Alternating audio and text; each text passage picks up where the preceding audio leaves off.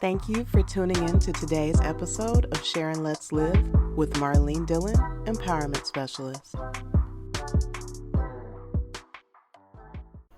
So earlier today, I woke up and was immediately inspired to go to my computer and just start typing. I didn't even know what I was typing, if it was like a journal entry or whatever, and it turned into a blog post.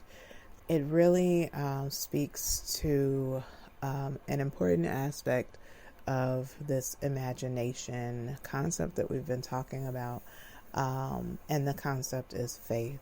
As you know, this month we are talking about imagination, and I'm taking you on my own personal journey toward learning to use imagination to heal my life, basically, to begin to bring in and manifest the things in my life that I have been going without, but knowing belong to me, and encouraging you, if you're in a similar place, to follow along on the journey and see where the lessons that I'm learning can support you. So today I'm going to do something different, and I'm going to read the blog post that I wrote earlier, because what I realize is that without faith, our dreams are a little bit impossible. Like, they're technically possible, but it makes it very hard for us to manifest the things that we desire if we don't believe in them.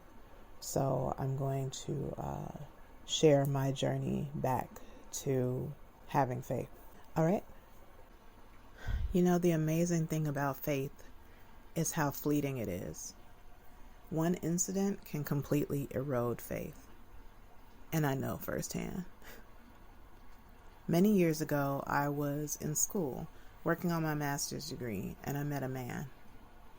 I had no idea that he would become one of the greatest influences in my life.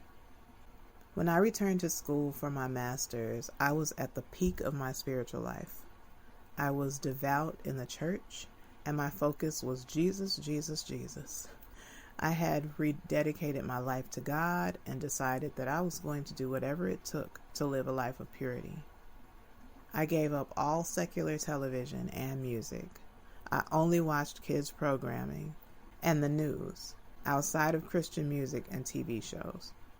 I didn't want to risk seeing or hearing something that would cause me to sin. And then I went away to school. And on my first day of registration, I met this man who would become my undoing. I'll spare you the details and just say that after he became involved in my life, my ethics and morals went out the window. I was doing things I would never do just to keep him. I became dedicated to him and no longer to God. And my life was going down, down, down. I began to lose my focus, autonomy, money, my health, my friends, my family, my freedom, and eventually my faith. So much kept going wrong once I brought him into my life. It was like the universe was shouting, "Run, Forrest!" and I wasn't catching on. Unfortunate incident after unfortunate incident happened. Maybe in an attempt to wake me up and slap some sense into me, but I didn't get the message. I was all in, dedicated, and trying daily to prove to him that I was loyal, committed, and worthy. As my life, my dreams, my health, my relationships, and my focus in school unraveled, I turned on God. I couldn't understand why God wouldn't support us, wouldn't help us. I mean, we were dedicated to doing the Lord's work. Without a ring, ever, I took him as my head. I followed him around like a puppy, constantly doing all I could to prove to him that I was his ride or die. I even slept in our car with him in a Kroger parking lot multiple nights. He was dedicated to God, apparently, and I was dedicated to him. Seeing how bad our lives had become on his journey to follow God's voice, I became increasingly frustrated. I was following what he believes God told him, and was living off of baby carrots, peanut butter, and 2% milk. that we kept cold by leaving it on the roof of our car at night. I wasn't receiving messages of confirmation, but I figured God liked men more, so didn't feel the need to fill me in on what was happening with our life. I could see it was tanking, but God had stopped answering my prayers long ago, so I didn't have anything to say to him anyway.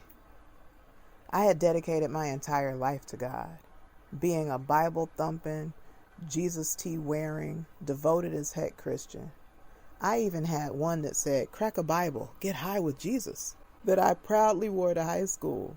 And for that dedication, all I had to show for it was a million bad days.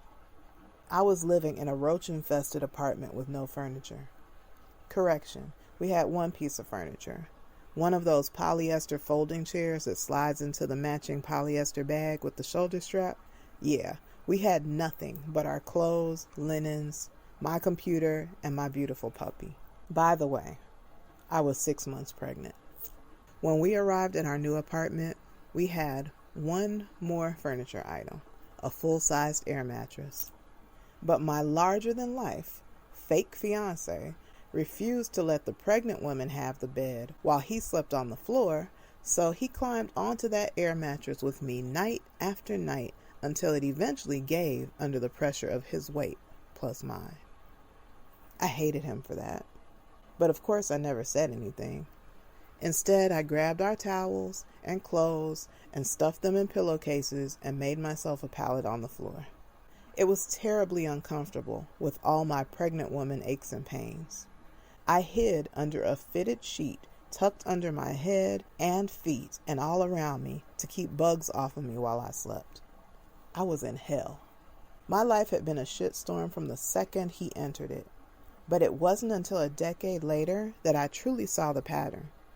From declining grades and falling ill to getting into a car accident the day we were to move in together. Yep, as I was pulling over to park at our apartment, I took the side mirror off an Escalade with our U-Haul. One day, I accompanied him for an outdoor workout and got hit in the face with a golf ball, and it cracked my jaw. He, of course, was kind enough to drop me off at home, not the ER, then returned to the forest preserve to complete his workout. We got evicted twice, couch surfed, slept in our car, lost our minivan that was totaled when he allowed a teen driver to use it to practice for her driver's ed exam. I gave up my family, my friends, lost my dog, and had more embarrassing moments than I can count. I prayed in vain for support all of our years together and finally accepted that God was not listening. So I decided to stop talking to him. I literally, in one final prayer, told God to F off and that I was done. Surprisingly, the heavens didn't open with one targeted lightning bolt to take me out. Nothing happened. I accepted the silence, and when problems arose, I took the approach of a realist. No more nonsense praying. God wasn't taking my calls, so I decided to hang up my faith. What I realized recently is that although I have rebuilt my spiritual life and have chosen a bit of a different approach regarding the presence of God, my faith is still up in the air. Although that relationship was over a decade ago, I still haven't found my way back to hope, joy, or most importantly, faith. Sometimes we lose more than just time in toxic relationships. We lose our family, friends, goals, dreams, possessions, health, and credibility. And sometimes we lose even more. So today I am writing to you honestly to say that I acknowledge that although I lost plenty of tangible things, the greatest loss was my faith. And I don't mean my religious affiliations. I mean my ability to believe that more is possible, that things get better, that the universe supports me. It's been just in the last few days that a shift began within me. I am feeling the lens of hopelessness lifting from my eyes. I am beginning to believe again, and deeper than I ever have before. I'm not putting my belief and faith in others, but in the divinity that lies within me. I am taking less outside advice and tapping into the higher voice within me and listening for guidance.